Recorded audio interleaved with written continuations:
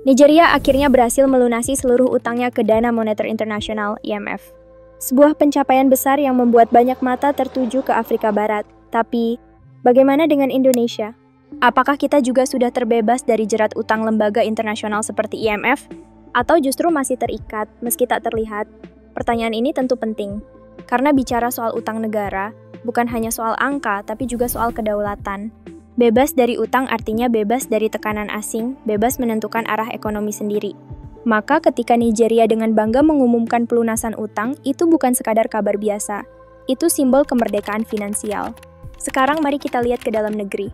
Indonesia memang sudah tidak lagi memiliki utang aktif kepada IMF sejak krisis moneter berakhir di awal 2000-an. Kala itu, Indonesia meminjam dana besar dari IMF untuk menyelamatkan ekonomi nasional yang kolaps akibat krisis.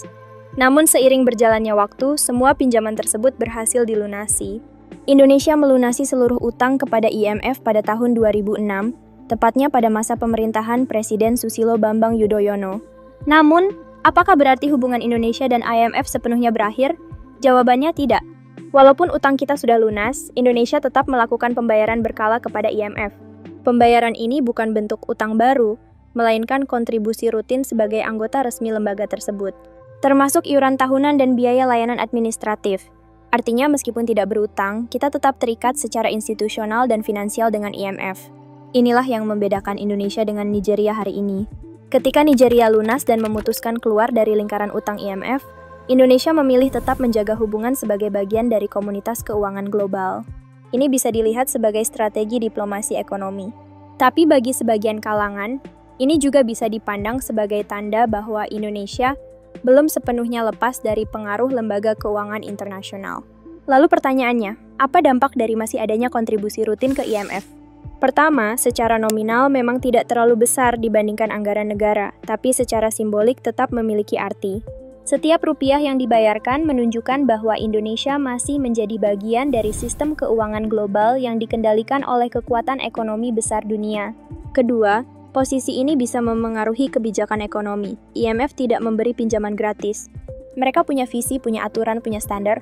Dan meskipun Indonesia tak lagi meminjam uang, keberadaan kita sebagai anggota tetap membuka peluang terpengaruh pada rekomendasi kebijakan yang disarankan IMF. Dalam sejarahnya, rekomendasi IMF seringkali mendorong negara berkembang untuk melakukan deregulasi, privatisasi, dan pengurangan subsidi. Hal-hal yang berdampak langsung pada rakyat. Namun kita tidak bisa menutup mata. Sebagai anggota IMF, Indonesia juga mendapat keuntungan. Akses informasi global, stabilitas moneter, hingga peluang masuknya investor yang melihat komitmen kita menjaga stabilitas ekonomi. Disinilah letak dilema antara menjaga kemandirian ekonomi atau tetap berada di sistem global demi keamanan finansial.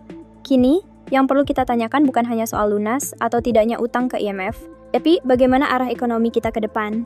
Apakah kita mampu mandiri dan berdiri di kaki sendiri? Atau masih butuh sandaran dari luar negeri? Karena sesungguhnya, kemerdekaan ekonomi tidak hanya diukur dari lunasnya utang, tapi dari sejauh mana sebuah negara bisa menentukan jalannya sendiri, tanpa tekanan, tanpa dikendalikan. Jadi, setelah melihat Nigeria yang melambaikan tangan tanda merdeka dari utang IMF, sudah saatnya kita bertanya lebih dalam. Apakah Indonesia sudah benar-benar bebas? Atau hanya sekadar terlihat bebas?